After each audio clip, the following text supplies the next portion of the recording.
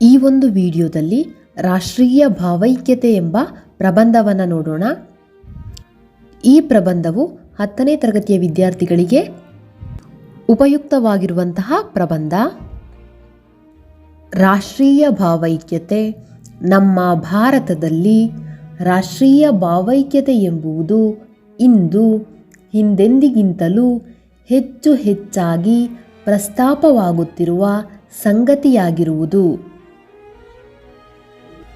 ಅದಕ್ಕೆ ಮುಖ್ಯ ಕಾರಣ ಇತ್ತೀಚಿನ ವರ್ಷಗಳಲ್ಲಿ ರಾಷ್ಟ್ರೀಯ ಭಾವೈಕ್ಯತೆ ಕುಂಠಿತಗೊಳ್ಳುತ್ತಿದೆಯೇನೋ ಎಂಬ ರೀತಿಯಲ್ಲಿ ಪರಿಸ್ಥಿತಿ ಕಂಡುಬರುತ್ತಿರುವುದೇ ಆಗಿದೆ. ಅಲ್ಲಲ್ಲಿ ಆಗಾಗ ಕೋಮುಗಲಭೆಗಳು, ಜಾತಿ, ಮತ, ಪಂಥ, ಪಂಗಡ, ಪಕ್ಷಭಾಷೆ, ಪ್ರಾಂತ್ಯ, ಪ್ರತ್ಯೇಕ ರಾಜ್ಯ, ರಾಷ್ಟ್ರಗಳ ಹೆಸರಿನಲ್ಲಿ ಸಮಾಜಘಾತುಕ ಕೃತ್ಯಗಳು, ರಾಷ್ಟ್ರದ್ರೋಹಿ ಚಟುವಟಿಕೆಗಳು, ಹಿಂಸೆ, ಕ್ರೌರ್ಯ, ನಕ್ಸಲೈಟ್ ಚಟುವಟಿಕೆಗಳು, ಭಯೋತ್ಪಾದಕ ಚಟುವಟಿಕೆಗಳು ಮುಂತಾದವು ಸಂಭವಿಸಿರುವುದೇ ಕಾರಣವಾಗಿರುವುದು. ಇತ್ತೀಚಿನ ವರ್ಷಗಳಲ್ಲಿ ಈ ರಾಷ್ಟ್ರೀಯ ಭಾವೈಕ್ಯತೆ ಕುಂಠಿತಗೊಳ್ತಾ ಇದೆ ಎಂಬ ರೀತಿಯಲ್ಲಿ ಅನೇಕ ಪರಿಸ್ಥಿತಿಗಳು ಕಂಡುಬರುತ್ತಾ ಇವೆ.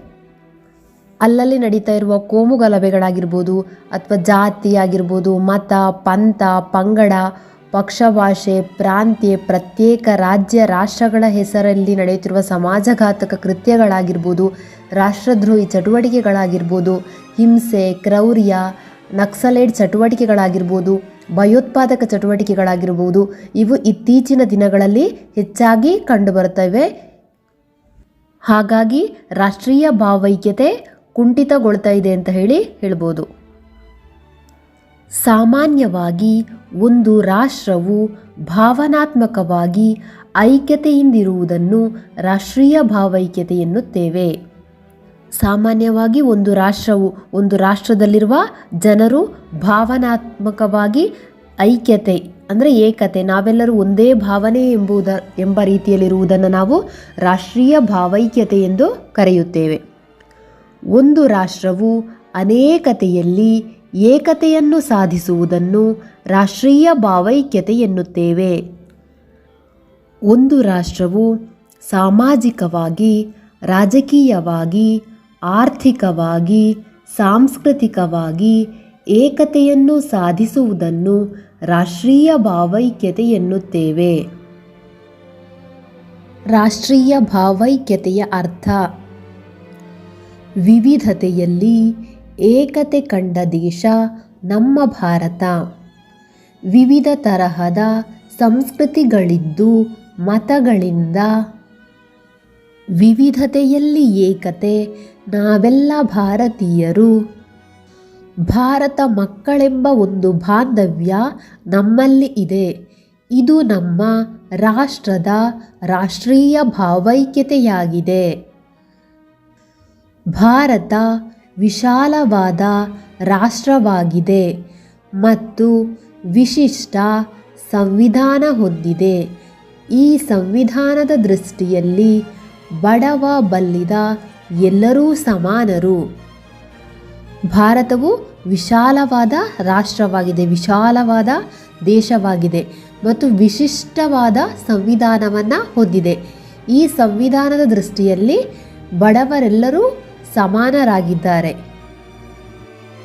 ಈ ಹಿನ್ನೆಲೆಯಲ್ಲಿಯೇ ಸ್ತ್ರೀ ಪುರುಷರೆಂಬ ಲಿಂಗ, ಜಾತಿ, ಭಾಷೆ, ಪ್ರಾಂತ, ಧರ್ಮ, ಆಹಾರ, ಉಡುಗೆ ತೊಡುಗೆ, ರೀತಿ ನೀತಿ, ಸಂಪ್ರದಾಯಗಳ ಭೇದವನ್ನೆಣಿಸದೆ ನಾವೆಲ್ಲ ಒಂದೇ ಎಂದು ತಿಳಿಯುವುದೇ ರಾಷ್ಟ್ರೀಯ ಭಾವೈಕ್ಯತೆಯಾಗಿದೆ.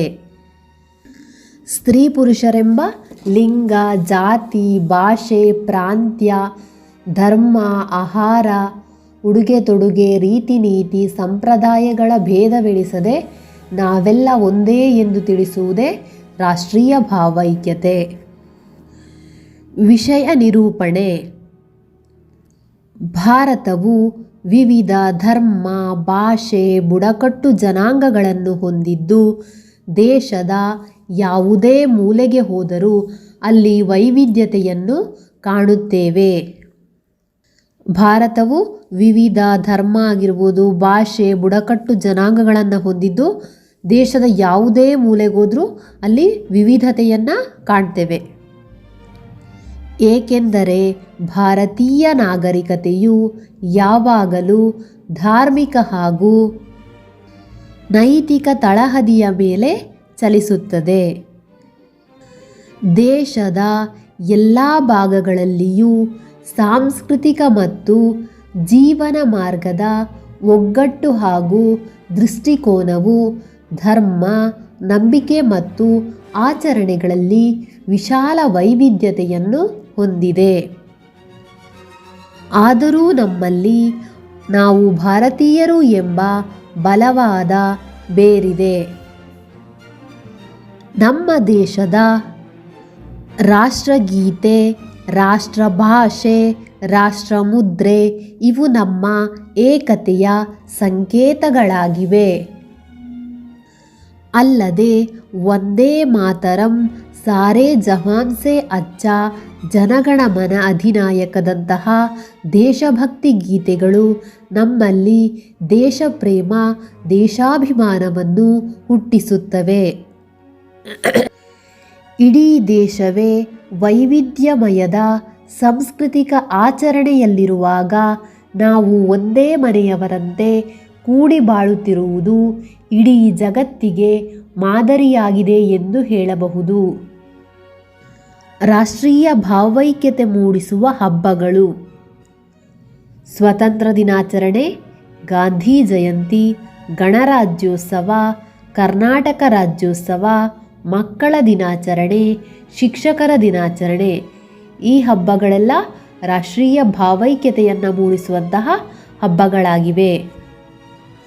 ರಾಷ್ಟ್ರೀಯ ಭಾವೈಕ್ಯತೆಯನ್ನು ಮೂಡಿಸುವಂತಹ ಸಾಂಸ್ಕೃತಿಕ ಕಾರ್ಯಕ್ರಮಗಳು: ಅಖಿಲ ಭಾರತ ಸಾಹಿತ್ಯ ಸಮ್ಮೇಳನಗಳು, ಭಾರತೀಯ ಸಾಂಸ್ಕೃತಿಕ ಉತ್ಸವ, ರಾಷ್ಟ್ರೀಯ ವಿಕಾಸ ಕಾರ್ಯಕ್ರಮಗಳು, ಪುತ್ಥಳಿ ಸ್ಥಾಪನೆ ಮತ್ತು ಜಯಂತಿ ಆಚರಣೆಗಳು, ಜನಜಾಗೃತಿ ಸಮ್ಮೇಳನಗಳು, ರಾಷ್ಟ್ರಪ್ರೇಮ ಬೆಳೆಸುವ ಕಾರ್ಯಕ್ರಮಗಳು. ಈ ಮುಂತಾದ ಸಾಂಸ್ಕೃತಿಕ ಕಾರ್ಯಕ್ರಮಗಳು ರಾಷ್ಟ್ರೀಯ ಭಾವೈಕ್ಯತೆಯನ್ನು ಮೂಡಿಸುತ್ತವೆ. ಕೊನೆಯದಾಗಿ ಉಪಸಂಹಾರ.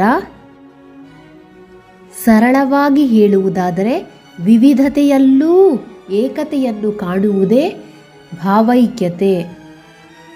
ಅಕ್ಟೋಬರ್ 31ರಂದು ರಾಷ್ಟ್ರೀಯ ಐಕ್ಯತಾ ದಿನವನ್ನು ಆಚರಿಸಲಾಗುತ್ತದೆ. ಎಲ್ಲರೂ ಎಲ್ಲರಿಗಾಗಿ ಎಂಬ ಮಂತ್ರದಿಂದ ಕಣ್ಣು ಬೇರೆಯಾದರೂ ನೋಟ ಒಂದೇ, ಭಾಷೆ ಬೇರೆಯಾದರೂ ಜಾತಿ ಒಂದೇ, ಜಾತಿ, ಕುಲ, ಧರ್ಮ ಬೇರೆಯಾದರೂ ದೇಶ ಒಂದೇಯಾಗಿದೆ. ನಾವೆಲ್ಲ ಒಂದೇ ತೊಟ್ಟಿಲಿನ ಮಕ್ಕಳು. ನಾವು ಭಾರತೀಯರು ಎಂಬ ಐಕ್ಯತೆಯ ಮಂತ್ರ ರಾಗವಾಗಬೇಕೆಂದು ನಮ್ಮೆಲ್ಲರ ಆಶಯವಾಗಿದೆ. ವಿಡಿಯೋ ನೋಡ್ತಿರೋ ಪ್ರತಿಯೊಬ್ಬರು ಇನ್ಫಾರ್ಮೇಷನ್ ಯೂಸ್ಫುಲ್ ಅನಿಸಿದರೆ ಪ್ಲೀಸ್ ಸಬ್ಸ್ಕ್ರೈಬ್ ಮಾಡಿ, ಲೈಕ್ ಮಾಡಿ, ಶೇರ್ ಮಾಡಿ. Thank you.